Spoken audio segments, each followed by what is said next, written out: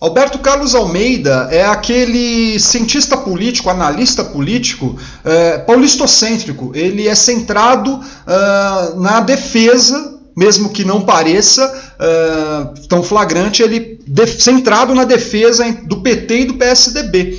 Dois partidos que nascem em São Paulo, estado de São Paulo, e que ao invés de se conjuntarem, dividiram São Paulo, né, os governos de municípios ou governos do estado de São Paulo mesmo. O PT nunca conseguiu, mas tentou todas as vezes, não conjuntaram nesse sentido e projetaram a partir de São Paulo disrupções, problemas entre PSDB e o PT a nível nacional, e dividiram os seus feudos em outros estados, né, dessa mesma maneira. Ele é um homem que nasce profissionalmente nesse período. E ele, com isso, ele não conseguiu transpor essa questão de análises, né? Você vai observar no Alberto Carlos uma série de análises equivocadas, algumas certas, mas a maior parte equivocadas, tá? E aqui quem está dizendo não é um cara que é filiado ao PDT, mas é um cara que analisa os caras que analisam, né?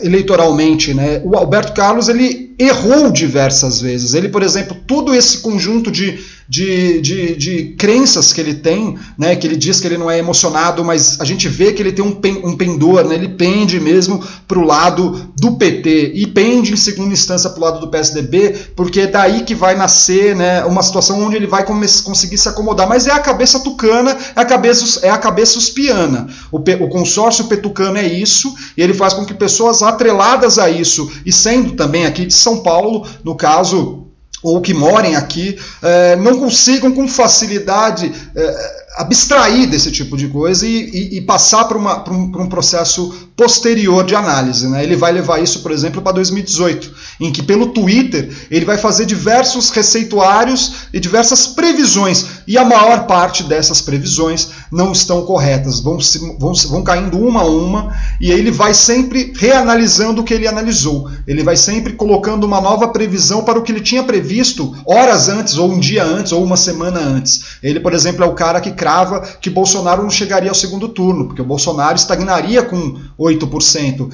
Ele é o cara que diz em determinado momento que o Haddad iria ganhar em primeiro turno. Depois ele volta atrás e fala, não, o Haddad vai ganhar em segundo turno com larga vantagem. Depois ele vai lá, refaz de novo e fala assim, o Haddad vai ganhar, mas com uma curta margem, em relação agora sim ao Bolsonaro, que ele já aceitava. Mas antes ele estava dizendo que o processo iria se dar entre tucanos e petistas de novo. Ele não entendeu a mensagem clara. Isso, veja, é um cara que tem amparo em pesquisas, ele trabalha em candidaturas, né, em eleições, ele trabalha para institutos de pesquisa, ele tem um instituto de pesquisa, inclusive, é o Instituto Brasília, se eu não me engano, e ele erra, ele vai errando uma atrás da outra. Você pode ver isso, inclusive, no blog O Cafezinho, e as análises, né, do Alberto Carlos, procura aí Alberto Carlos e o Cafezinho. Agora, quem é esse cara? Né? E por que ele vem agredindo tanto a Ciro Gomes do último mês para cá? Eu quero dar uma analisada nisso. Legal? Deixa eu tomar um golinho de café aqui enquanto você vai dando like ou dislike. O Alberto Carlos é um cara que nasce para a blogosfera petista, né, para a esquerda dita progressista, dita esquerda também, né, porque há várias, né.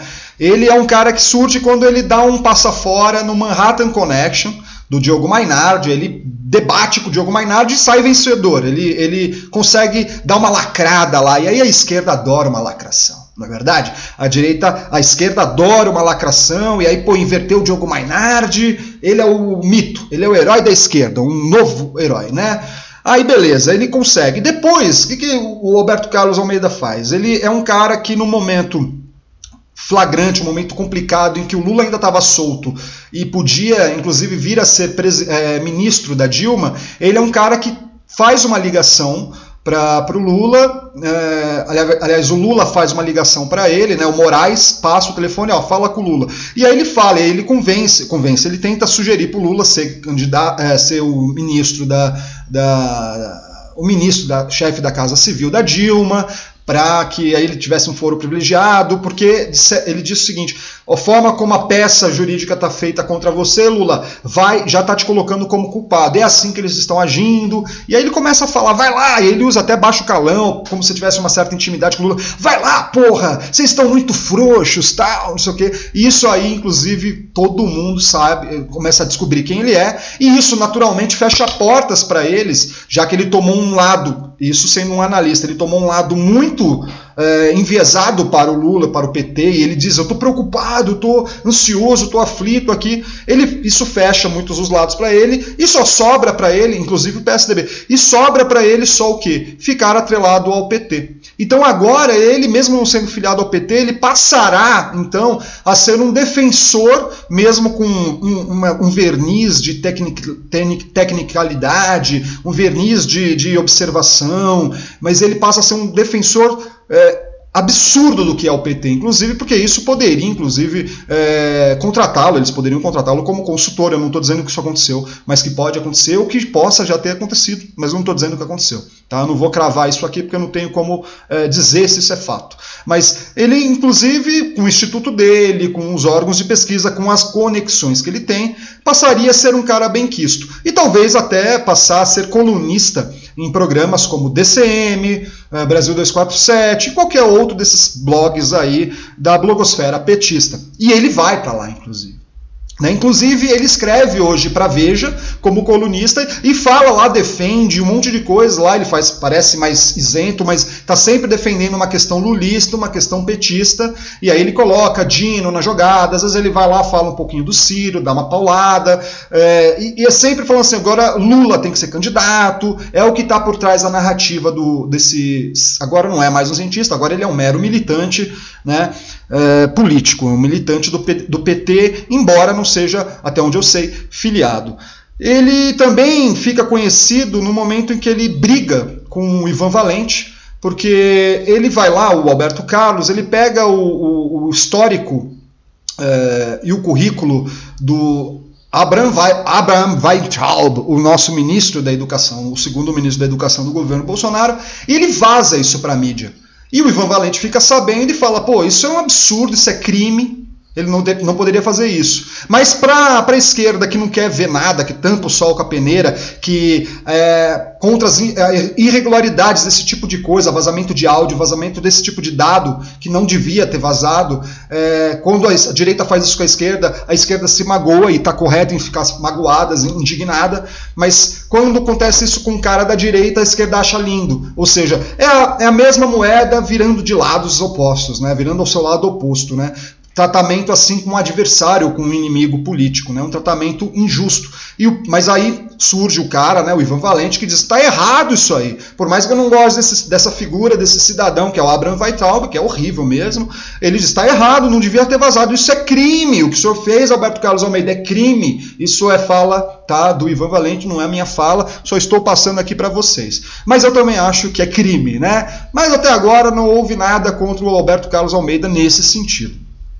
O Alberto Carlos, ele vem há um mês fazendo análise em seu canal de YouTube e também por intermédio desses canais em que ele está colocado, DCM, papapá, e na Veja, e fazendo falas contrárias a Ciro Gomes, né? E não só a Ciro Gomes, ele fala também contra o PDT em diversos momentos. Ele fala que o PDT não é um partido, que não é um partido sério, não é um partido grande, e realmente, em números assim, absolutos, o PDT não é grande, ele também não pode ser considerado um partido nanico, é um partido ideológico.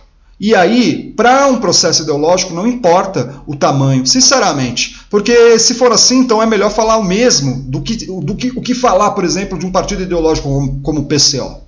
Mas o PCO está na base de sustentação a Lula. Então, aí ele não fala. Né? Ele vem falando que o Ciro, por exemplo, não é uma alternativa, porque ele já não é mais novidade e porque ele não cresce de candidatura para candidatura. Veja, o Ciro Gomes teve em 98 10,97%. Em 2002, o Ciro teve 11,97%. Depois ele se afasta e vai apoiar o PT em todas essas eleições, até 2014. Ele volta em 2018 e volta sozinho. Ele não volta com uma base gigante da esquerda. Ele achou que ele pudesse ter essa base, quase teve, se não fosse o trabalho do Lula. Ele tem 12, alguns quebrados por cento agora nessa nossa última eleição. Tá bom, ele não cresceu para valer, Alberto Carlos Almeida, mas ele cresceu um pouco. E chegar a 12% sozinho, porque o PDT estava praticamente sozinho ali. Quem que tinha junto? Né? A Cátia Abreu era uma chapa pura do PDT. A Cátia Abreu, que não é outra trabalhista orgânica, veio também para o PDT. Né? O PT chegou onde chegou, mas o Lula vem crescendo, e isso você não fala na sua análise, Alberto Carlos Almeida. O Lula vai crescendo de 89 até agora, porque você diz isso e diz que só há dois tipos de políticos que logram êxito no país, aquele que ganha de primeira ou aquele que vai crescendo pouco a pouco. Mas você tem que entender o seguinte, em 89 o Lula ele tem a porcentagem dele, todo mundo sabia que ele iria perder para o Collor no segundo turno, e o Mário Covas e o Brizola tentaram convencê-lo de largar para que um deles fosse. Até o Brizola falou, não, vamos deixar o Mário Covas ir para o segundo turno. Lula, eu e você vamos ficar de fora. Porque o Brizola, já com a mente dele, estava entendendo que a questão ficaria entre figuras mais conservadoras, embora até o Covas parecesse naquele momento ser um pouco mais progressista. O Lula não aceita, perde as eleições, ganha por 500 mil votos, ganha por poucos votos de diferença do Brizola, acho que são 500 mil votos, passa para o segundo turno e perde. Né? Ele vai crescer em 90, e ele vai crescer na próxima eleição quando o Brizola ainda se candidata. Mas em 90, e aí ele cresce um pouco mais. Mas com o Brizola sendo vice do Lula em 98, candidato a vice, é quando o Lula desponta e cresce muito. Então, e aí depois em 2002 ele vai vencer e não vai, inclusive, dar espaço para o Brizola em seu ministério, né? Como a gente sabe bem, mas dá espaço para o Ciro Gomes. E cresce, inclusive, a transposição das águas do São Francisco saem do desembargo por conta de Ciro, por uma série de coisas. O Lula, então, ele cresce, mas ele cresce por conta disso. Ele cresce por conta de pessoas passarem para o seu lado. Nesse momento, o Ciro Gomes já não é mais do PSDB, e ele não mudou. Os partidos mudaram, os partidos não deram espaço para ele, ele foi caminhando. O Ciro, ele é boquiroto, ele fala mesmo, ele fala um monte de coisa e às vezes fala mais, pode ser, só que ele nunca mudou sua essência.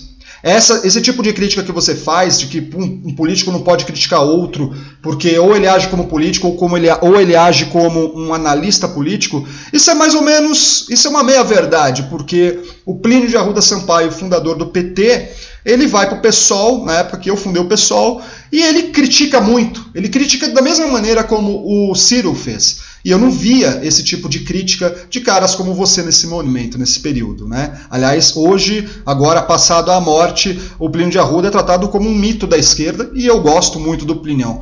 Você trata o Ciro Gomes de maneira muito má. Você fala que ele é um boquiroto e que ele é um cara que não é confiável porque trai a palavra, trai a casa que frequentou, mas você também não diz quando alguém do lado que você defende faz o mesmo.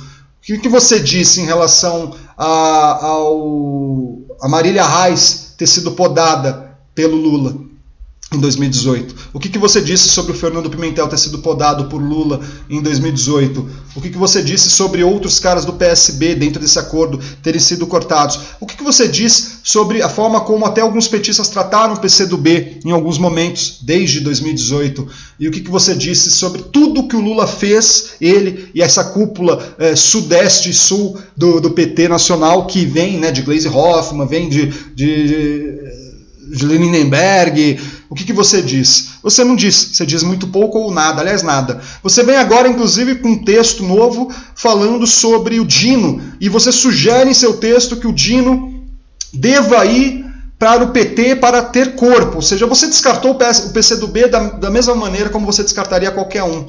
E você crava que Ciro não vai ter espaço no PT nunca. Veja, o Ciro não quer ter esse espaço. E o número de críticas que ele faz ao PT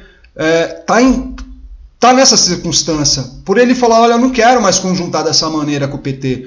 No que eu não acho que ele esteja errado. Ele está superado isso. E está superado para o Lula, quando o Lula mesmo diz aí pelo Twitter que o Ciro era um espancador de mulher. Percebe? Isso você também não critica.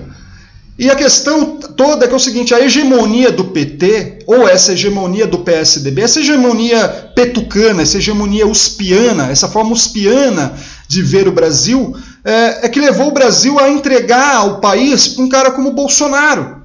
E isso não faz bem para a população, não está fazendo bem para a população. Porque se o PT e o PSDB como governo fizeram governos neoliberais, de políticas compensatórias, de preocupação social, mais no caso do PT, claro, mas assim, de conciliação com o rentismo, de conciliação com o patrimonialismo e com a roubalheira, com toda essa balbúrdia, a população, houve até certos avanços sociais, mas agora, pela negação de tudo isso, mediaticamente veiculada pelo moralismo excêntrico, fez com que isso tudo fosse para a mão do Bolsonaro, que pareceria um outsider. E esse cara você não botou na sua linha. Você, inclusive, substituiu alguém dos tucanos, como Alckmin, por azul, e disse, agora o novo azul é Bolsonaro. E o vermelho passa a ser ainda o PT. Agora poderia ser um novo vermelho. Vermelho em coloração de ciência política, né? Em mapa eleitoral, que é o que vocês fazem. Né? Vocês que trabalham com pesquisa eleitoral. Né? Azul, vermelho. Mas você esquece esses outros tons, as outras cores que tem nesse país. Né? E aí agora, por exemplo, você pode substituir o PCdoB pelo PT, né? Botar o PCdoB no lugar, e você não faz isso. Você faz com que o Dino só vale a pena se ele passar para o lado do PT. Ou seja, você faz uma defesa do PT indiretamente. Você já não é mais um analista. Né? Você sugere que o Dino, ou que dentro do PT alguém do Nordeste pudesse ser o novo candidato, já que Haddad fracassou em candidatar a sua reeleição na Prefeitura de São Paulo e se candidatar a presidente, embora tenha ido bem, é o que você fala, ele foi bem, chegou ao segundo turno, não é fácil, com um partido chamuscado, um partido com problemas, mas ele chegou ao segundo turno. Mesmo agora você diz, não, talvez tenha que vir das mãos de Jacques Wagner ou de Rui Costa, da Bahia. Agora, o que você não diz aí é o seguinte, que Dino, Rui Costa e Jacques Wagner disseram os três que Ciro era sim um quadro aproveitável, que tinha que compor com Ciro e não o contrário. O Dino falou um pouco menos isso, mas disse, Ciro é sempre um homem a ser ouvido. Sempre alguém a ser ouvido. E você detrata o Ciro dessa maneira. O Jacques Wagner e o Rui Costa foram homens que falaram que tinha que compor com Ciro e eles mesmos fizeram meia-culpa. Fizeram a autocrítica que todo mundo pediu. Engraçado, o PT do Nordeste faz uma autocrítica. A Fátima Bezerra faz uma autocrítica. Quem não consegue fazer autocrítica? O PT do Sul e o PT do Sudeste. Né? Eu acho mais fácil que o voto se mantenha assim no Nordeste, que do Nordeste ampliado e do Norte, venham as grandes respostas para suplantar um processo de entreguismo de Dória, de Huck, de Bolsonaro, de Sérgio Moro. Mas não acho que seja pelo PT. O PT deveria participar nesse processo, mas como base, e não como cabeça ou vice na cabeça da chapa. Deveria participar como ajuntamento cultural, militante, exuberante, que é o maior partido de militância do país, sim. Talvez da América Latina, eles dizem que do mundo, né? Depois do Partido Comunista. Tudo bem, mas reconjuntar com as bases e não lançar a cabeça para a presidência. Deixa o Dino lá no PCdoB, que ele seja candidato a presidente ou a vice. Deixa o Ciro lá, candidato a presidente, ou até candidato a vice, o que eu duvido, no caso do Ciro, porque já chegou o momento dele. Né? O Ciro não vem crescendo, vírgula. Ele vem crescendo, com todas as dificuldades dele. E se o PT cresceu muito é porque o Ciro, em determinado momento, parou de candidatar por si próprio e foi pelo PPS, pelo PSB, pelo PROS, ajudar o processo de Lula, ajudar como ministro, ajudar a Dilma no primeiro mandato, não aceita ser ministro, mas ajuda até no segundo mandato e depois, mesmo sendo golpeado pelos líderes de seus partidos, no caso Eduardo Campos, e mesmo pelo lado do Paulo Freire, Roberto Freire, no caso disso. Então o Ciro continua ajudando. Ele só vai largar agora, quando ele vê com que todo mundo acusou o PMDB de golpismo, de uma série de coisas, e ele vê depois o Lula recompondo, ele vê a Dilma, pelas mãos de Renan Calheiros, ser liberada, não perder seus direitos políticos, quando ele vê que tem alguma coisa estranha acontecendo, que talvez por ele não saber o que está acontecendo, por não ter sido avisado, ele se indignar e falar, tá errado, isso aí tem jogo rolando aí por trás. E aí ele vai embora assim, para Paris, quando ele diz, se eu não posso ajudar, não vou atrapalhar. não vou falar besteira. Ele votou no Haddad. Ciro votou no Haddad.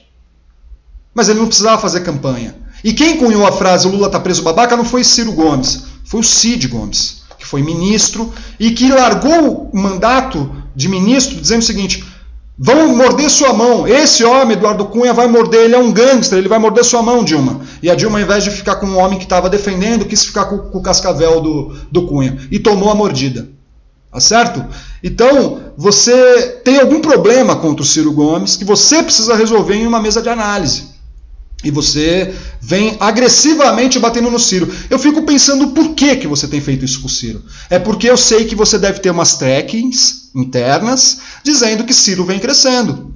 Que talvez os tais 12%, e você chamava um Ciro de 5 Gomes, né? 5 Gomes é 5%, ele chegou a 12%, ele mais que dobrou. Né? O Bolsonaro, que você falou que estagnaria em 8%, chega a 45%, né? no segundo turno, 45% da massa eleitora, né? Não estou falando 45% da população, né? Enfim. Você errou diversas vezes e você vai errar agora flagrantemente em relação a Ciro Gomes.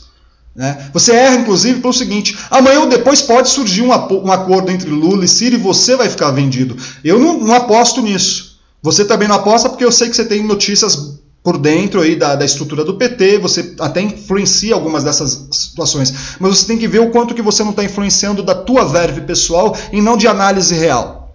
Tá entendendo? É isso que eu tinha a dizer sobre isso. Eu queria até fazer mas está ruim o processamento do meu computador, está ruim, está meio lenta a imagem, enfim, eu vou deixar, né? Eu vou encerrar agora. Você dá um like aí, dá um dislike também. Enfim, bola pra frente, camaradas. Ignorem esse homem. São vários absurdos. E se ele está perseguindo o Ciro assim é porque ele sentiu alguma coisa ou porque mandaram o cara fazer isso. Tá? Tem que lembrar também que 2 meses atrás houve um momento em que o Lula ainda preso, começou a falar muito do Ciro. Muito do Ciro. E teve um momento em que todos os blogs começaram a falar do Ciro ao mesmo tempo. Foi esse momento dos ataques. Por quê? Porque alguma coisa poderia estar se dando por trás ali, uma sensação de que o Ciro estava indo bem, estava indo melhor, estava despontando, e isso eles tinham que dar uma freada, porque talvez numa pesquisa interna eles perceberam que até a própria base da esquerda começou a migrar para o Ciro Gomes. E isso vai acontecer naturalmente. Quando eu acho que esteja até errado. O Ciro não tem que mirar os 20, 25% iniciais do PT no nível nacional. O Ciro tem que mirar para o centro. Para a população de centro, a população que não tem esse lado de direita ou de esquerda, que nem acordou para esse tipo de coisa. A gente tem que mirar porque é o seguinte, são essas pessoas o grosso do voto, são esses 50% dos votos disputáveis, gente que abandonou o candidato Bolsonaro agora a presidente porque o Bolsonaro vem fazendo um governo ruim, gente que não vai voltar a votar no Lula, no PT, porque o Lula também nem é mais candidato, provavelmente não seja mais. Tá? O Alberto Carlos mente quando ele fala que o Lula pode ser candidato. Porque o Lula tem um monte de outros processos, tem mais 8. E nesse que ele foi solto por esse que é o do triplex, ele não está liberado. Ele não saiu inocentado, gente. O rito volta para a primeira instância. O processo vai ter que ser refeito, não significa que ele vai ser inocentado. Então, nós não temos tempo hábil para o Lula voltar a ser candidato. Ademais disso, o Lula também já está com seus 72, 74 anos. É tempo pra caramba. Tá bom? Vamos lá. Um abraço para vocês. Ademais, os demais, até mais.